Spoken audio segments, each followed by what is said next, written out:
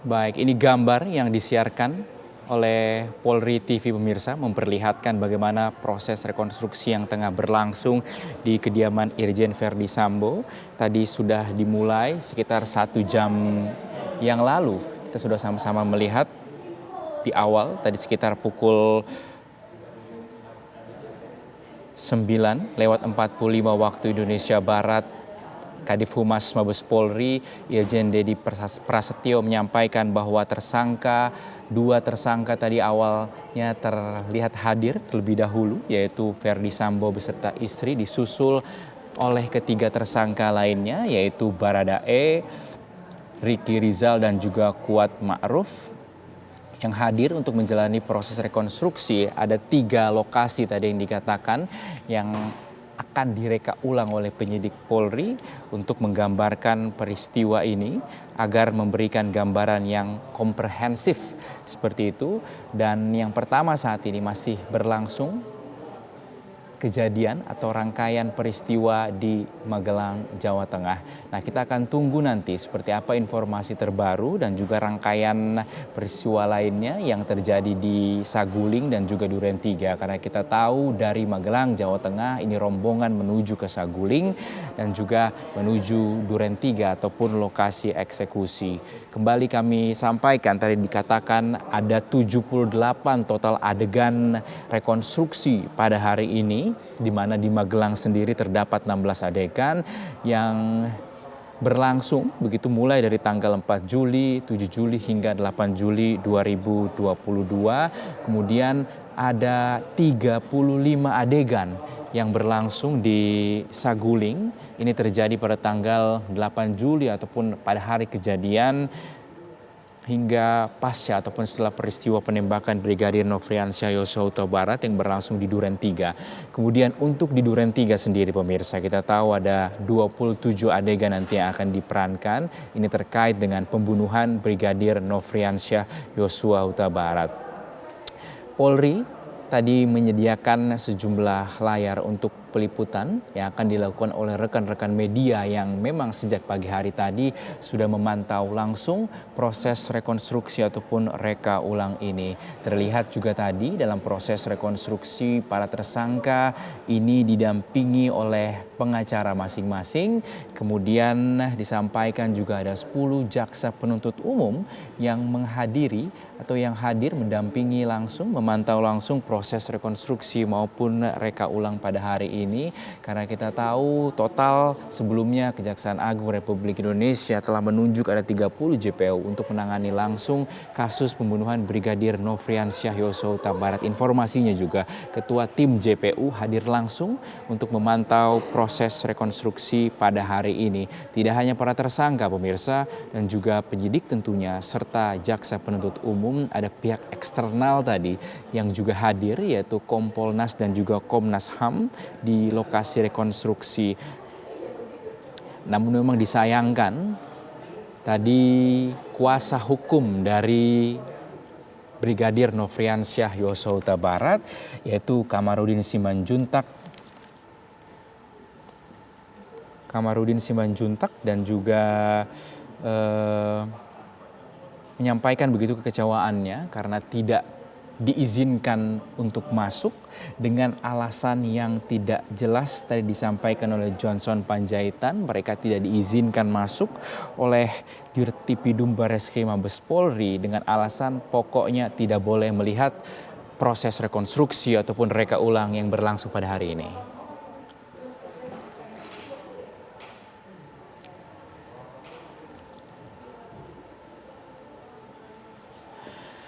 Ya pemirsa, kita sudah tersambung dengan Mas Reza Indragiri, pakar psikologi forensik. Assalamualaikum, selamat siang Mas Reza. Assalamualaikum warahmatullahi wabarakatuh. Apa kabar Mas? Alhamdulillah gembira Mas dengan kemajuan kerja Polri sejauh ini. Baik, alhamdulillah. Kalau kita lihat ini proses rekonstruksi reka ulang telah berlangsung. Kelima tersangka dihadirkan langsung di lokasi kejadian ataupun di rumah pribadi dari Irjen Verdi Sambo. Tanggapan dari Mas Reza Indragiri melihatnya seperti apa hingga siang hari ini? reka ulang semacam ini semakin dibutuhkan ketika tersangka atau para tersangka memberikan keterangan yang berubah-ubah.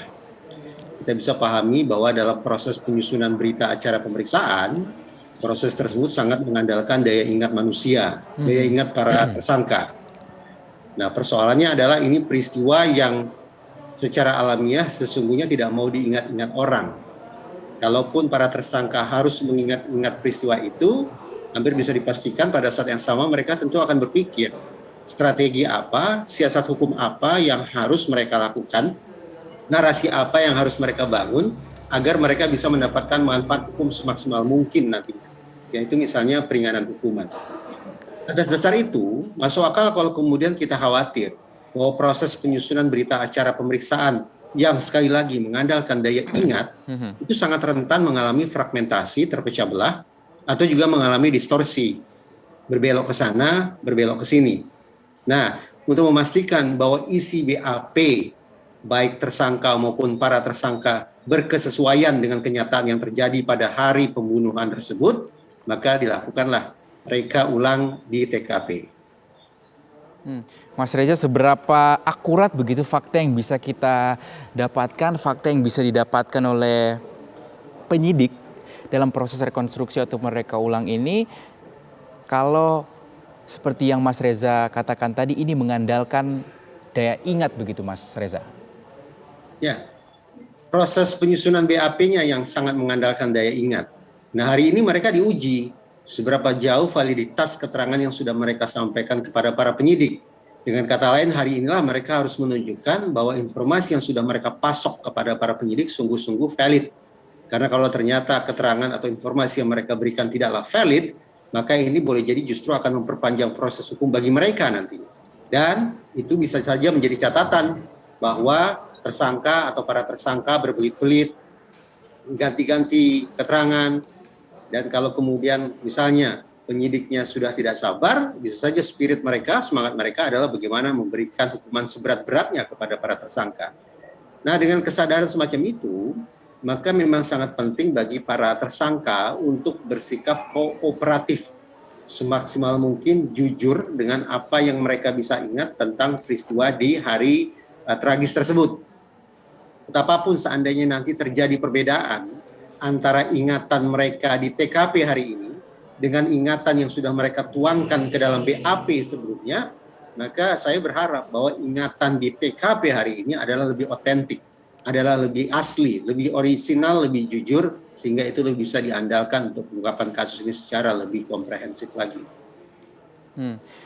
Mas Reza, dari sisi psikologi forensik, bagaimana Mas Reza melihat ini para tersangka dipertemukan secara langsung begitu di satu lokasi dalam proses rekonstruksi ini, mengingat ada perubahan ataupun keterangan-keterangan berbeda antara satu tersangka dengan tersangka lainnya sebelumnya disampaikan? Dalam studi psikologi forensik memang simpulannya sudah bundar sempurna bahwa barang yang paling merusak proses penegakan hukum sekali lagi adalah ingatan manusia. Padahal ingatan manusia itulah yang coba dibongkar habis-habisan pada saat proses BAP dan juga mungkin nanti pada saat persidangan berlangsung. Alhasil memang sekali lagi mengandalkan daya ingat semata tidak cukup. BAP yang mengandalkan keterangan-keterangan lisan dari para tersangka saja dianggap kurang memadai. Itu sebabnya para tersangka dihadirkan secara sekaligus, secara simultan, serentak di TKP pada hari ini. Dari situ akan teruji siapa gerangan tersangka dengan validitas informasi yang terpercaya dan siapa tersangka yang barangkali masih mencoba untuk merekayasa cerita dalam rangka memperoleh manfaat atau tujuan hukum tertentu. Demikian, Mas.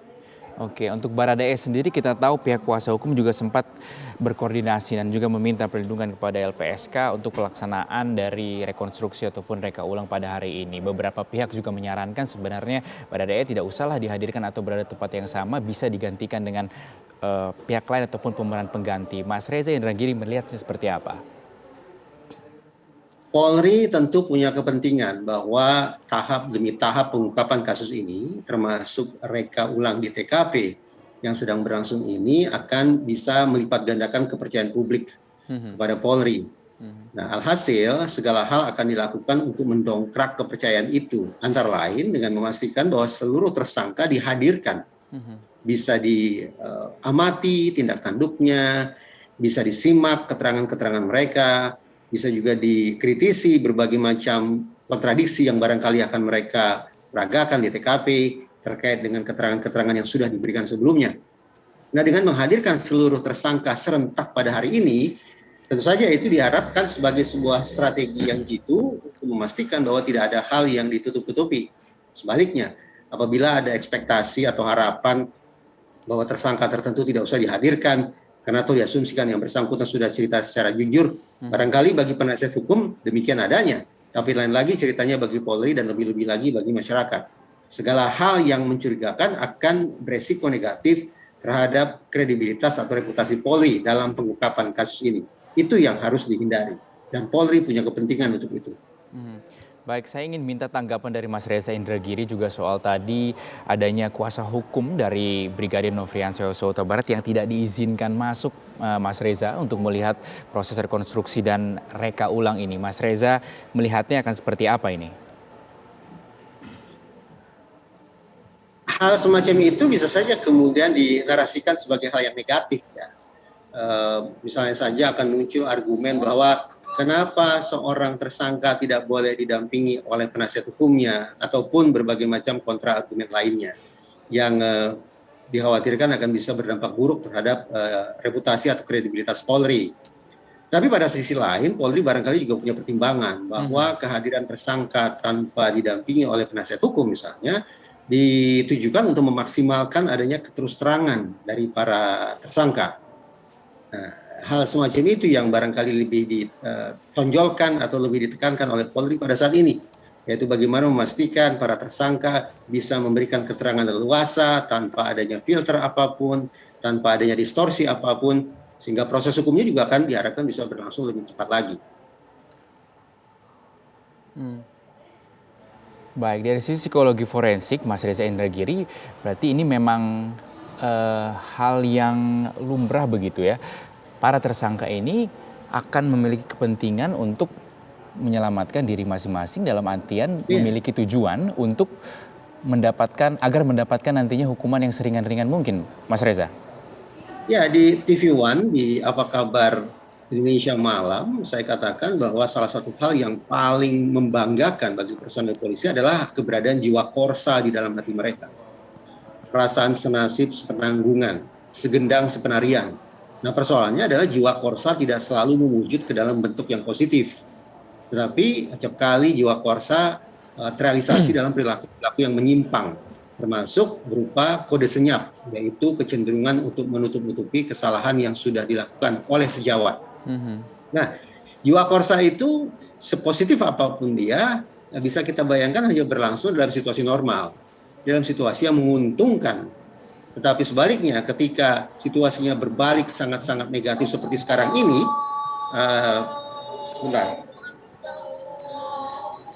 ketika situasinya sudah berbalik 180 derajat seperti sekarang, di mana masing-masing orang akan dimintai pertanggungjawabannya secara pidana, secara individual, maka sudah setiap orang mulai sekarang mengesampingkan jiwa korsa, setiap tersangka akan mengedepankan SDM, yaitu selamatkan diri masing-masing dalam rangka mencapai target atau manfaat hukum masing-masing.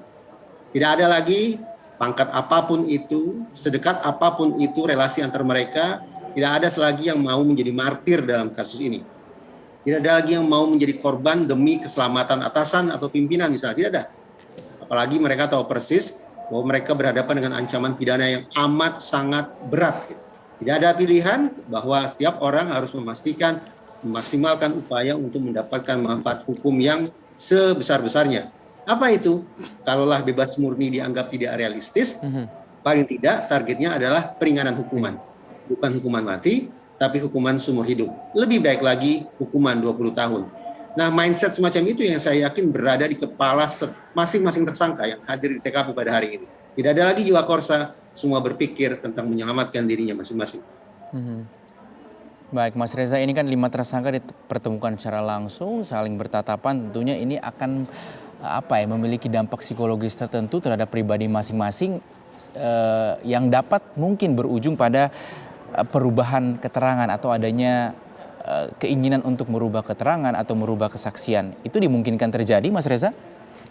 Sangat mungkin. Nah, berarti kita bicara tentang keterangan atau kesaksian yang berubah-ubah.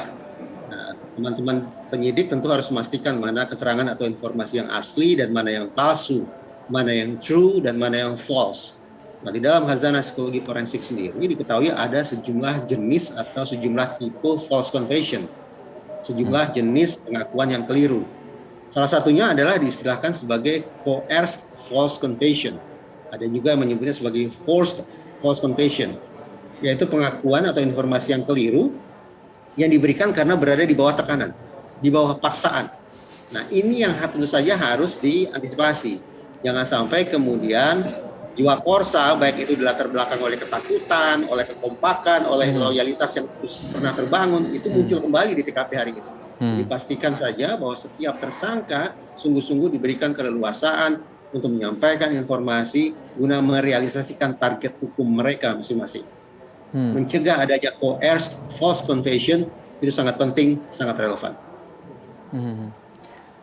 Mas Reza, sebenarnya seberapa kuat ini para tersangka ataupun kita bisa bicara seseorang ini mempertahankan pengakuannya yang pengakuan palsunya begitu, pengakuannya yang tidak benar atau pengakuan kelirunya tadi yang seperti Mas Reza katakan? Lazimnya coerced false confession hanya bisa bertahan selama yang bersangkutan masih berada di bawah kondisi coerced, berada di bawah kondisi paksaan. Sebaliknya ketika kondisi di bawah tekanan atau di bawah paksaan itu pudar, maka mereka akan banting setir mengemukakan true confession. Nah, pada titik ini pula akan menjadi ujian bagi para penyidik. Apakah proses penyusunan BAP yang mereka lakukan sebelumnya ada tidak kemungkinan mendistorsi keterangan atau pengakuan atau informasi dari para tersangka? Jangan-jangan, mudah-mudahan tidak ya, jangan-jangan dalam proses interogasi juga ada tekanan yang disadari ataupun tidak disadari yang menyebabkan tersangka atau para tersangka menyampaikan coerced false confession yang sayang beribu sayang bisa saja diakibatkan oleh penyidik yang sadar tidak sadar memberikan tekanan itu. Jadi ini memperkaya khazanah diskusi kita bahwa yang berkepentingan dalam reka ulang ini tidak hanya para tersangka untuk mempertahankan kredibilitas mereka, gitu, untuk mempertahankan akurasi informasi yang sudah mereka sampaikan, tapi pada saat yang sama para penyidik pun akan diuji seberapa jauh kertas-kertas kerja yang sudah mereka hasilkan, yang sudah mereka tuangkan ke dalam tulisan juga betul-betul terkonfirmasi lewat reka ulang pada hari ini. Ya, ini mungkin ada kaitannya dengan adegan yang saat ini tengah berlangsung, Mas Reza Indragiri, yang diperankan oleh Ibu Putri Cenrawati yang hingga saat ini kita tahu masih mempertahankan argumentasinya bahwa ia dilecehkan ataupun ada tindakan pelecehan seksual yang dilakukan oleh Brigadir Nofriansah Yosua Huta Barat. Bagaimana Mas Reza menanggapinya? Berulang kali pula di TV One saya tandaskan bahwa betapapun perbincangan tentang motif sangat seksi ya, sangat menggairahkan, tapi sesungguhnya perbincangan itu lebih pada kepentingan populer saja. Harus kita pahami bahwa dalam konteks hukum, terungkap atau tidak terungkapnya motif bukan merupakan penentu bagi berlanjut atau berhentinya proses hukum. Jadi anggaplah, andaikan PC sampai hari ini tetap saja bersikukuh mengatakan atau mengklaim dirinya sebagai korban, biarkan saja. Atau selama proses penyusunan BAP, selama proses sidang nanti, PC hari ini tersangka, tapi kelak akan jadi terdakwa. PC tidak akan disumpah. Karena tidak disumpah, tanda petik, mau membualkah, mau berhayalkah, terserah. Karena yang terpenting adalah pembuktiannya. Nah, kalau kita bicara tentang pembuktian, ini tidak lagi bersangkut paut secara mutlak dengan motif. Pembuktian adalah memastikan bahwa rekonstruksi pasalnya berkesesuaian dengan perbuatan atau tindak tanduk masing-masing terdakwa. Jadi misalnya, kalau PC dikenakan pasal 340, yaitu pembunuhan berencana, maka proses penegakan hukumnya, termasuk di persidangan nanti, adalah bukan untuk membuktikan motifnya, tapi membuktikan ada tidaknya perencanaan itu. Perilaku perencanaan pada diri PC maupun para tersangka lainnya itulah yang harus dibuktikan lewat proses penegakan hukum. Lantas di mana relevansi motifnya? Motif bisa saja, saya garis bawahi ya, jadi bukan mutlak. Motif bisa saja dipertimbangkan oleh majelis hakim sebagai hal yang meringankan ataupun sebagai hal yang memberatkan. Tapi itu pun sifatnya relatif, tidak imperatif. Artinya, majelis hakim bisa saja tutup mata terhadap berbagai macam hal-hal yang dianggap meringankan. Majelis bisa saja kemudian tidak ambil pusing terhadap penjelasan tentang motif. Semangat majelis hakim adalah memberatkan sanksi bagi para tersangka, nantinya terdakwa. Bisa saja demikian. Jadi sekali lagi, motif apakah dilecehkan, ataukah melecehkan, ataukah untuk menutup-nutupi kejahatan yang lain, sekian banyak deskripsi tentang motif bisa saja kita bentangkan di atas meja. Tetapi pada nantinya, di ruang persidangan tidaklah terlalu bermanfaat. Karena yang terpenting adalah proses pembuktian berencananya. Mas Reza Indragiri, menurut Mas Reza Indragiri, seberapa besar pengaruh dari Irjen Verdi Sambo, ini kita berbicara mengenai proses rekonstruksi yang berlangsung pada hari ini, dapat mempengaruhi begitu proses rekonstruksi maupun juga keterangan serta kondisi psikologis daripada tersangka lainnya yang juga hadir dalam rekonstruksi hari ini? Walaupun di atas kertas kita selalu menyebut organisasi kepolisian sebagai organisasi sipil, ini bukan organisasi militer. Walaupun mereka punya pangkat, walaupun mereka punya senjata, walaupun menyapa atasan dengan sebutan komandan, tapi tetap saja ini sebuah organisasi sipil. Karena ini organisasi sipil, maka semestinya ada kelenturan dalam relasi mereka satu sama lain. Tapi faktanya, yang saya utarakan barusan adalah di atas kertas gitu ya. Tapi faktanya tidak bisa kita pungkiri lah, bahwa dalam keseharian personil polisi, relasi yang sifatnya vertikal, patron klien, atasan bawahan, pimpinan atau komandan dan staf itu tampaknya masih melekat kuat. Nah, atas dasar itu tidak bisa kita pungkiri pengaruh FS yang notabene adalah pejabat tinggi Polri. Pengaruh FS yang tidak bisa kita tutup mata, dia seorang jenderal bintang 2. Pengaruh FS sebagai seorang komandan. Tidak bisa kita pungkiri, 3 hal tersebut bisa saja berpengaruh terhadap psikologi kepatuhannya para tersangka yang lain. Jangankan tersangka yang berlatar belakang personil polisi, tanda petik karisma atau kedahsyatan pengaruh FS pun bisa berpengaruh terhadap istrinya sendiri, yaitu PC. Itu sebab tadi saya katakan, coerced false confession, yaitu pengakuan keliru yang dibuktikan di bawah tekanan, itu juga harus diantisipasi. Bagaimana para penyidik hari ini di TKP bisa memastikan bahwa FS tidak bisa memberikan tekanan, tidak bisa memberikan pengaruh-pengaruh yang mendikte para tersangka lainnya dalam mengutarakan kejujuran mereka terkait dengan kasus Duren 3 berdarah. Kalau kita saksikan saat ini tengah berlangsung adegan rekonstruksi untuk peristiwa ataupun rangkaian kejadian yang terjadi di Jalan Saguling, Jakarta Selatan yang merupakan rumah pribadi dari Verdi Sambo. Ada total tadi dikatakan 35 adegan. Mas Reza, lalu tadi di awal Mas Reza sempat mengatakan penyidik ini harus mengantisipasi adanya kemungkinan perubahan ataupun perbedaan keterangan yang bisa saja disampaikan oleh para tersangka. Antisipasi seperti apa yang bisa dilakukan, Mas Reza? Saya pikir para tersangka ini, terutama mereka yang berlatar belakang sebagai personil Polri, ya saya asumsikan mereka sebagai orang-orang yang rasional. Situasi hukum yang mereka jalani saat ini mengharuskan mereka untuk berpikir serasional mungkin. Berpikir rasional yang ditandai dengan pertimbangan untung dan rugi, manfaat dan mudarat. Nah, silakan saja kepada para tersangka tersebut disodorkan atau diingatkan kembali tentang pasal yang dikenakan kepada mereka. Misalnya pasal 340 dengan ancaman hukuman mati. Tapi sebaliknya, kalau ternyata para tersangka bersikap kooperatif, keterangan-keterangan mereka mendukung kerja kepolisian agar bisa berlangsung lebih cepat lagi, maka kepada mereka patut diberikan tanda petik reward. Reward berupa misalnya kesempatan untuk beristirahat lebih panjang, menu makan siang yang lebih baik, bahkan tidak tertutup kemungkinan adanya tanda petik ya, kesepakatan hukum tertentu. Ketika saya menggunakan istilah kesepakatan hukum tertentu, jangan dipandang ini sebagai sebuah bentuk penyimpangan atau hengki-pengki, bukan. Karena misalnya dalam sistem hukum Anglo-Saxon ya, Kan di sana dikenal yang namanya plea bargaining, bahwa seorang terdakwa bisa saja proses hukumnya berlangsung sangat-sangat singkat dengan hukuman yang diperingan apabila sedari dini terdakwa tersebut sudah mengakui perbuatannya. Plea bargaining itu dalam sistem Anglo-Saxon. Di kontinental memang setahu saya tidak ada mekanisme semacam plea bargaining itu. Tetapi di dalam sistem hukum kita juga dikenal adanya hal yang meringankan atau mitigating factor, dan ada juga hal yang memberatkan atau aggravating factor. Nah, mengingatkan para tersangka, hari ini mereka masih berstatus tersangka, bahwa mereka bisa saja mendapatkan baik itu pengampunan ataupun pemaafan. Mungkin pengampunan tidak bisa ya, terlalu utopis kalau berharap adanya pengampunan. Tapi mengingatkan tersangka bahwa mereka berpeluang untuk mendapatkan pemaafan ataupun peringanan hukuman, mudah-mudahan itu juga akan bisa meningkatkan sikap kooperatif mereka dalam proses reka ulang pada hari ini.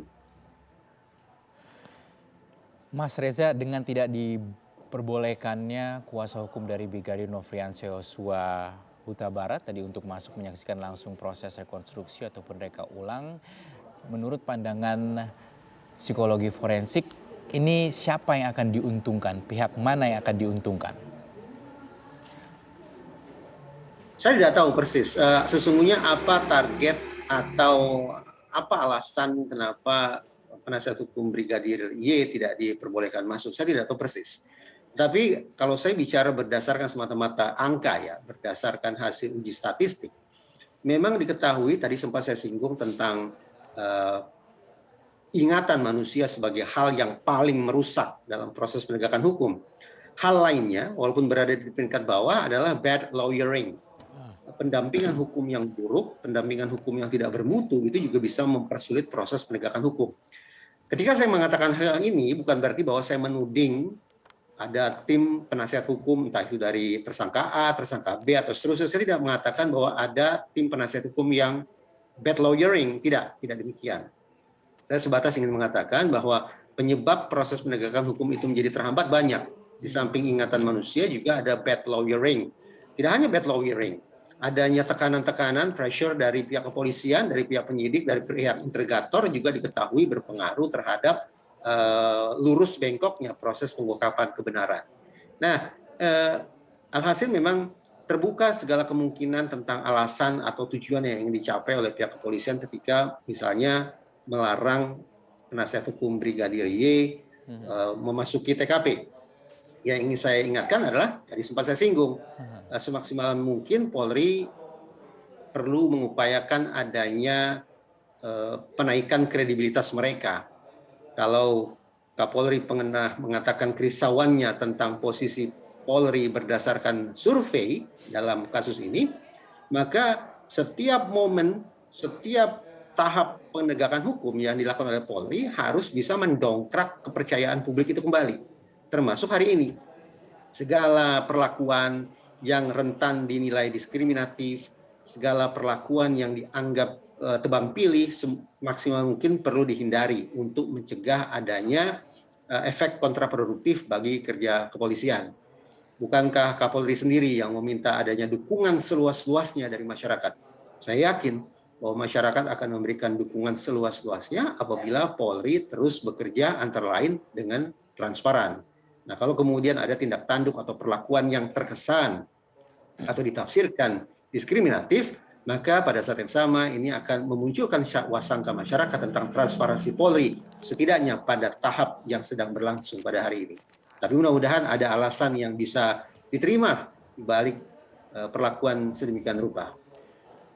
Baik, Mas Reza, sepenglihatan Anda selama proses rekonstruksi ini berlangsung, apakah ini sudah cukup transparan dengan disiarkan langsung oleh TV Polri dengan catatan tidak suaranya tidak dikeluarkan, suaranya tidak disiarkan, dan juga bahkan tadi pihak kuasa hukum dari Brigadir Nofriansah Yosua Huta Barat tidak diizinkan untuk masuk. Mas Reza. Proses hukum adalah proses yang berat. Proses hukum menuntut adanya intelijensia atau kecerdasan hingga derajat tertentu. Proses hukum mengandalkan pada pertukaran informasi. Nah, kalau informasi yang dipasok kepada publik sebatas tayangan visual semacam ini, apa boleh buat ya, saya pikir kebanyakan orang Indonesia bukan pembaca gestur gitu.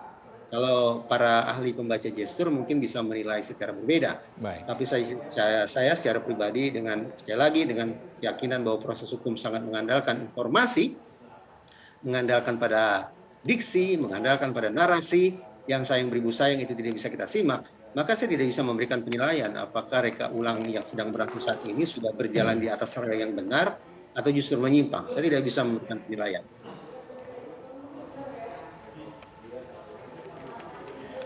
Berarti Mas Reza masih ada kemungkinan begitu ya, atau ada peluang proses rekonstruksi ini berlangsung tidak transparan atau ada yang ditutup-tutupi, ada upaya untuk mengaburkan fakta seperti itu? Ada studi yang menyimpulkan begini, bahwa di organisasi kepolisian ada sekian banyak satuan kerja. Satuan kerja manakah yang mendapatkan tekanan paling tinggi? Satuan kerja manakah yang stresnya paling tinggi? Jawabannya adalah satuan kerja yang berurusan dengan masalah reskrim.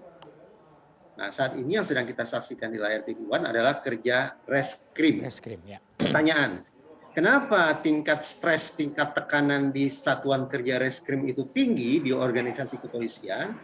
Jawabannya adalah karena mereka berhadapan dengan target kerja tertentu.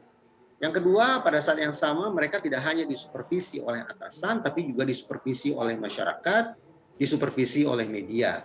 Dan mereka harus menjaga keseimbangan antara sekresi, yaitu kerahasiaan, dengan keharusan bagi mereka untuk transparansi kepada publik. Nah, menjaga keseimbangan ini memang tidak mudah, sangat tidak mudah. Itu sebabnya tadi saya katakan, studi menunjukkan di satuan kerja reskrim itu diketahui tekanan atau stresnya paling tinggi dibandingkan satuan kerja lainnya. Nah, ini saya kemukakan sebetulnya sebagai sebuah pengingat lah bagi teman-teman di kepolisian, bahwa di satu sisi saya bisa memahami bahwa tidak mungkin pula semua hal, setiap ruangan, setiap perkataan harus ditayangkan kepada publik. Saya bisa pahami itu karena ada kerahasiaan yang harus mereka jaga.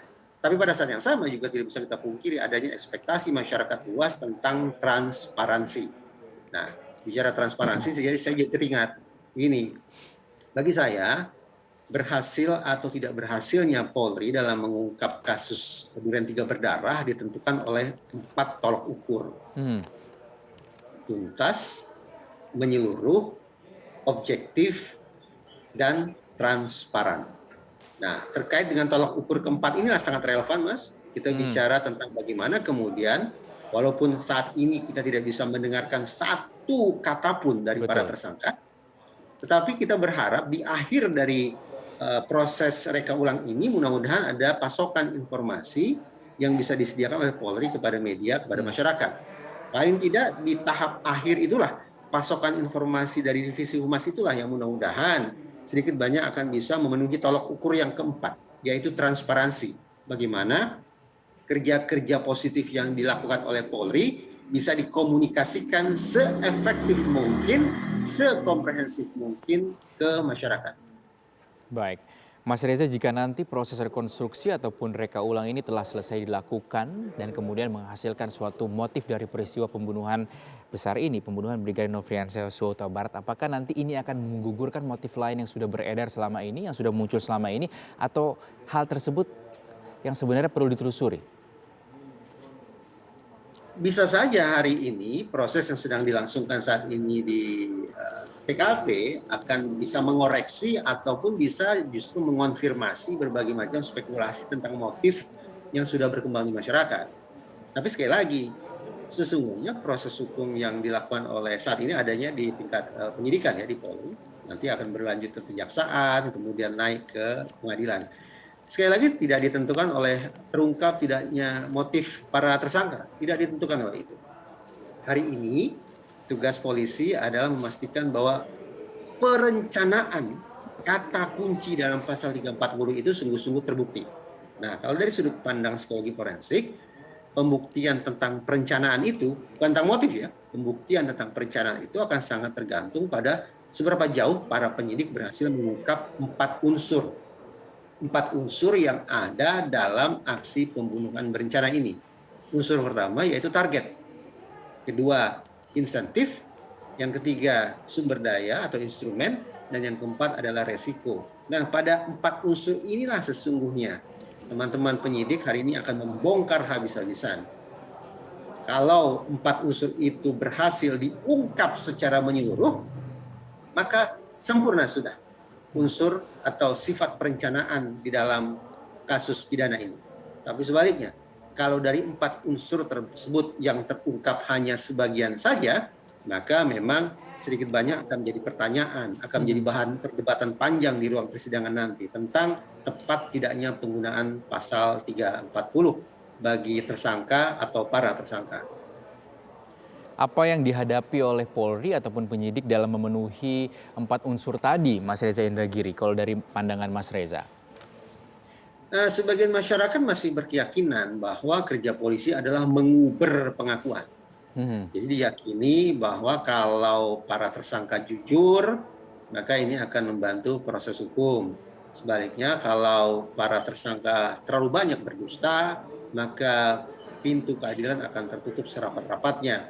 Padahal tidak juga benar seperti itu. Karena yang paling penting adalah proses pembuktiannya.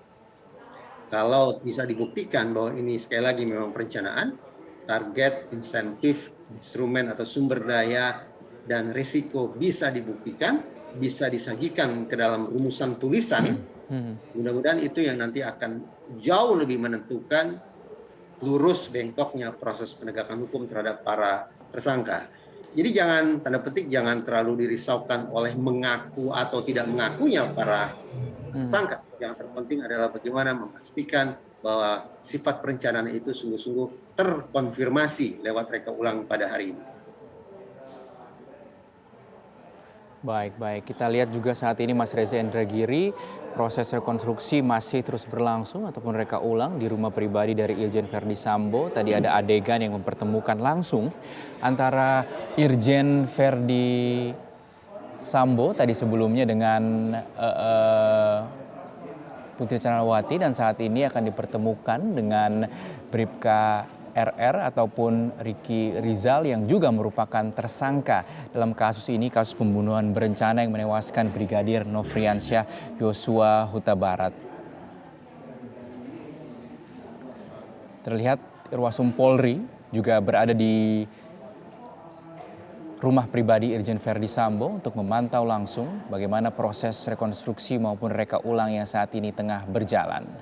Sejumlah penyidik juga terus mempersiapkan rangkaian adegan ataupun rangkaian kegiatan yang sudah dipetakan yang berlangsung ataupun terjadi di Saguling, yang totalnya terdapat 35 adegan yang terjadi mulai dari tanggal 8 Juli hingga setelah kejadian ataupun pembunuhan yang berlangsung di TKP di Duren 3 di rumah dinas Irjen Verdi Sambo.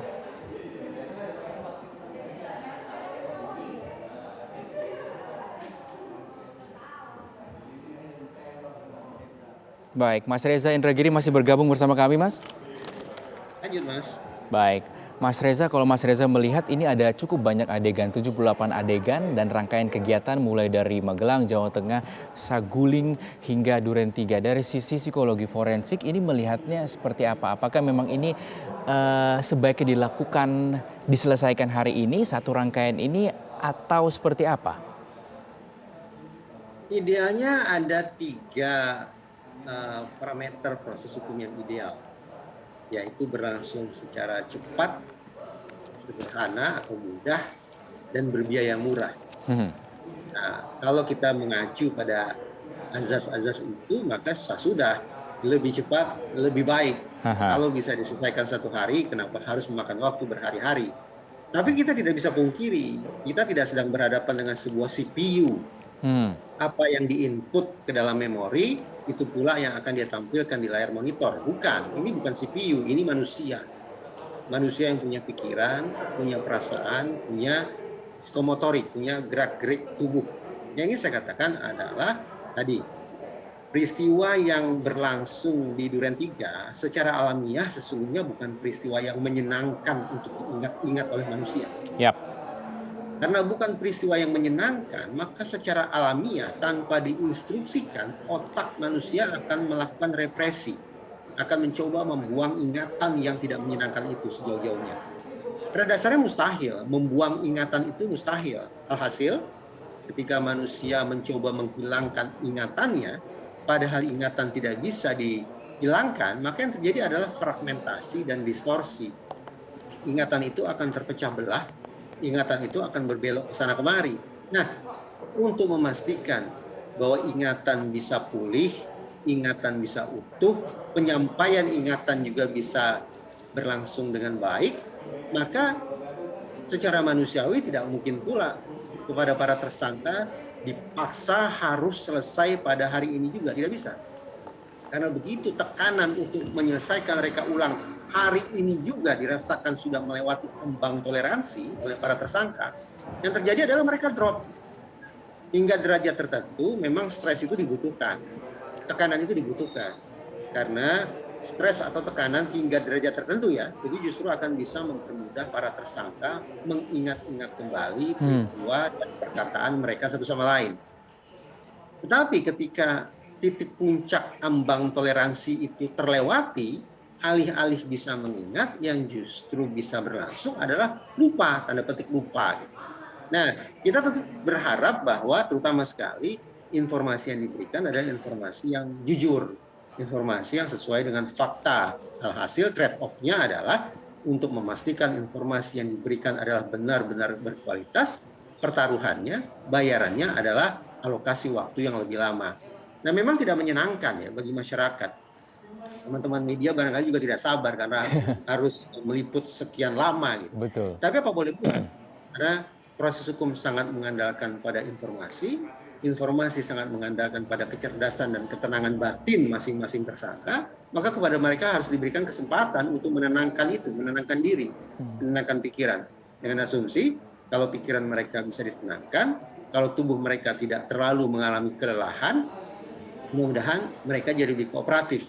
Informasi yang mereka berikan, tindak tanduk yang mereka peragakan akan mengonfirmasi tahap-tahap proses penegakan hukum sebelumnya, termasuk kertas-kertas kerja yang sudah dihasilkan oleh para penyidik nantinya.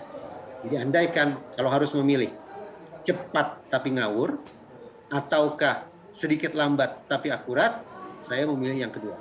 Biarlah proses reka ulang ini barangkali memakan waktu lebih dari 1 hari, asalkan informasi yang diperoleh dari reka ulang ini berkualitas sehingga mendukung proses penegakan hukum menjadi lebih lurus lagi.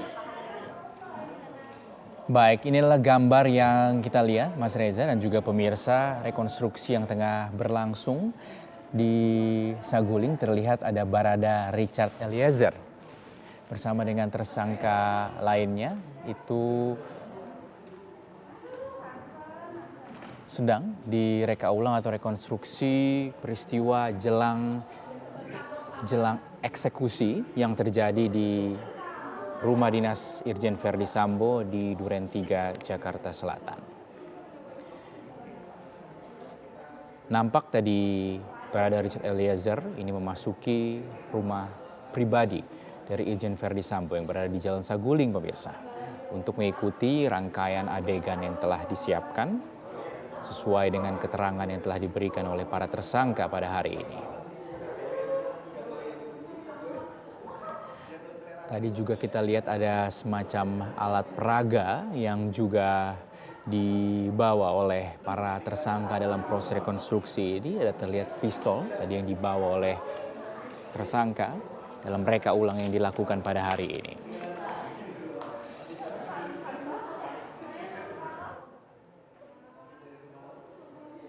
Reka ulang hingga saat ini masih berlangsung, pemirsa, namun memang kami belum bisa memastikan ini sudah sampai ke adegan nomor berapa. Namun terlihat tadi para penyidik dan juga anggota Polri memegang sejumlah nomor atau angka bertuliskan 27 dan juga 28 dalam proses rekonstruksi maupun juga reka ulang yang berlangsung pada hari ini. Terlihat di layar kaca Anda juga Irjen Verdi Sambo, mantan Kadif Propam Polri, yang sedang menunggu untuk mengikuti rangkaian adegan yang telah disiapkan.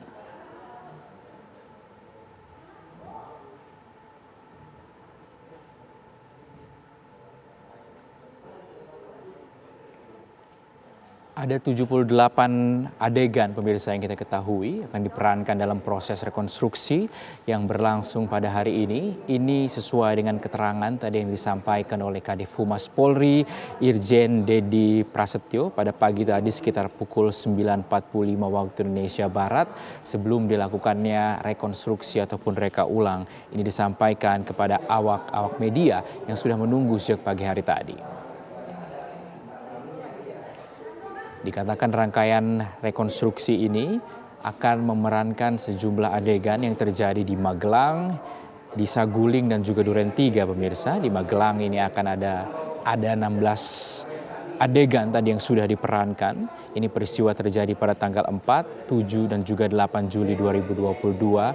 Kemudian di Saguling sendiri ada 35 adegan mulai dari tanggal 8 hingga setelah kejadian, dan di Duren 3 nantinya akan ada 27 adegan. Ini terkait dengan pembunuhan Brigadir Nofriansyah Yosua Huta Barat.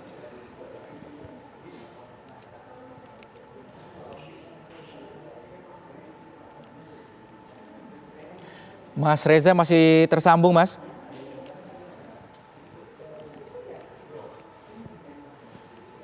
Lanjut, Mas. Ya, Mas Reza, dalam proses rekonstruksi atau reka ulang seperti ini, apakah para tersangka ini yang terlibat bisa melakukan komunikasi atau ada pembatasan? Oh, pasti ada pembatasan. Para penyidik sudah punya kertas kerja yang memuat berbagai macam keterangan dari masing-masing tersangka. Boleh jadi isi BAP masing-masing tersangka itu kontradiktif satu sama lain. Boleh jadi sama.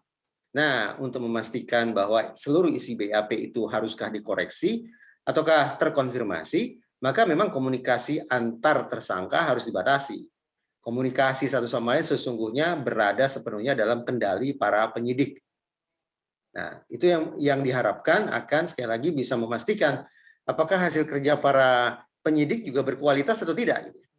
Kalau ternyata kepada para tersangka diberikan keleluasaan untuk berkomunikasi satu sama lain, kemudian kita bayangkan ada sinkronisasi ingatan, ada sinkronisasi keterangan, tentu itu bisa mengganggu seluruh kertas kerja yang sudah dihasilkan oleh para penyidik.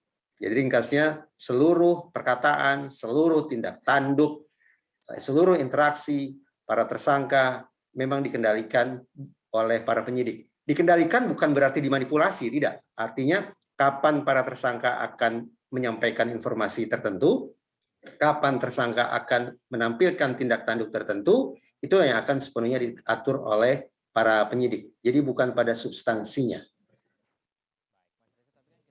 Komunikasi tidak hanya bisa dilakukan secara lisan begitu ya, eye contact, kontak mata, dan juga gesture ini juga bisa mempengaruhi dari proses rekonstruksi ataupun reka ulang yang berlangsung pada hari ini yang diikuti oleh kelima tersangka ini, Mas Reza.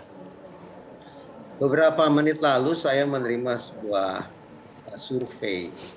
Pertanyaan surveinya adalah apa hukuman yang paling tepat bagi tersangka FS. Sudah bisa kita duga lah, 80% survei itu menunjukkan bahwa para responden ingin agar FS dihukum maksimal, seberat-beratnya, hukuman mati. Tetapi izinkan saya untuk jujur ya, pada saat ini terus terang hati saya terenyuh juga melihat sekian banyak personil polisi yang bukan perwira yang sedang menjalani proses reka ulang ini. Kenapa hati saya terenyuh? Saya membayangkan mereka-mereka personil polisi yang berpangkat rendah ini, pada diri mereka tergantung cita-cita yang sangat tinggi dari keluarga besar mereka. Benar. Kebanggaan anak, istri, orang tua, memiliki putra-putra terbaik mereka, menjadi insan tribrata yang akan membawa nama harum negara, sirna begitu saja. Akibat siapa? Akibat penyalahgunaan kewenangan, akibat ada abuse of power yang tragisnya dilakukan oleh atasan mereka sendiri. Sirna sudah harapan itu.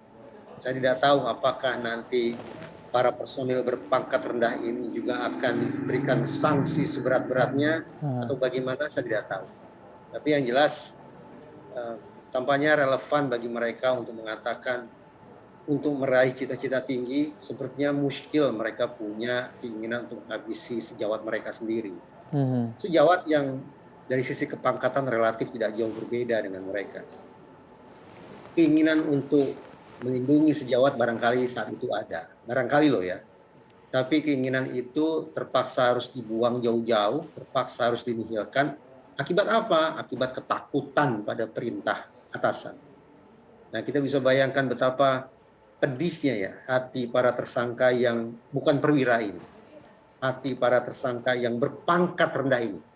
Ketika saya menggunakan sebutan pangkat rendah, saya sama sekali tidak sedang menghina diri mereka. Tapi saya justru ingin mengatakan bahwa betapapun pangkat mereka rendah, tapi sekali lagi, tergantung pada diri mereka, tersemat pada diri mereka, cita-cita yang sangat tinggi, yang sayang beribu sayang, cita-cita itu sekarang akhirnya harus terempas ke tanah begitu saja, akibat ulah dari pimpinan mereka. Ini dampak yang begitu bisa kita bilang menyedihkan begitu Mas Reza ya, karena adanya Sangat abuse menyedihkan. of power di dalam institusi Polri ini, Mas Reza. Nah, saya teringat ya, bahwa salah satu agenda prioritas Kapolri atau program prioritas Kapolri tepatnya adalah penguatan pengawasan. Nah, penguatan pengawasan memang sangat penting untuk mencegah adanya abuse of power di kalangan personil polisi. Tapi jadi pertanyaan, bagaimana mungkin kita bisa memaksimalkan pengawasan internal kalau ternyata personil yang melakukan misconduct, kalau personil yang melakukan tindak pidana justru jenderal berbintang 2. Bagaimana bentuk pengawasan Propam. internal itu lebih kuat? Dan lebih menyedihkan lagi, sekaligus lebih bikin gusar lagi, Propam, betul. Polisinya, para polisi yang justru melakukan tindakan sekeji ini.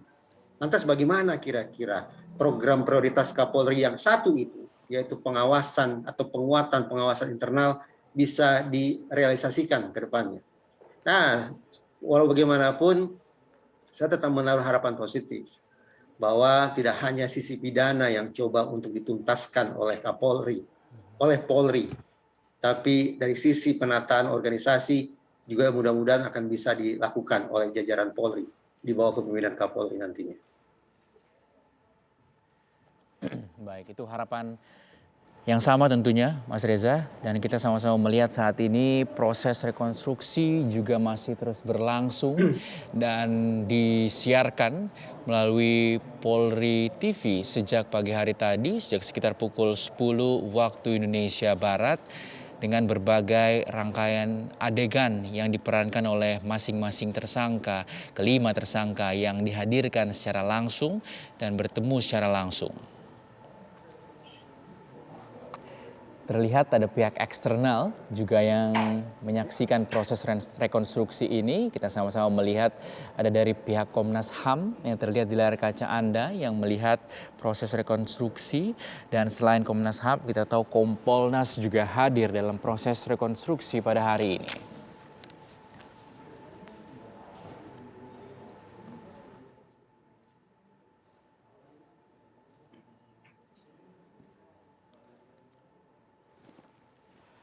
Mas Reza, kita tahu citra Polri begitu tercoreng dengan adanya kejadian ini, kejadian besar pembunuhan berencana Brigadir Nofriansah Yosua Huta Barat yang dilakukan otaknya oleh Jenderal Bintang 2 Kadif Propam Polri. Apakah citra Polri ini bisa kembali dengan hanya menuntaskan kasus ini atau diperlukan langkah-langkah lain untuk mengembalikan image ataupun citra Polri ini, Mas? Hemat saya bukan hanya reputasi Polri yang tercoreng dari kasus ini, tapi juga lembaga negara lain, semisal Kompolnas pun sudah mendapat catatan bertinta merah oleh masyarakat. Ya. Nah, tapi kembali ke pokok persoalan gitu, tentang bagaimana kemudian prospek pemulihan reputasi atau citra Polri. Tadi sempat saya katakan, bagi saya pribadi, saya menetapkan ada 4 tolok ukur keberhasilan Polri dalam pengungkapan kasus ini. Yang pertama adalah tuntas. Izinkan untuk saya kupas satu persatu, Mas. Ya? Boleh Mas. Monggo. Tolak ukur yang pertama adalah tuntas. Tuntas pengertiannya adalah harus bisa dipastikan oleh Polri bahwa di hilir nanti akan ada sekian banyak orang yang duduk di kursi terdakwa.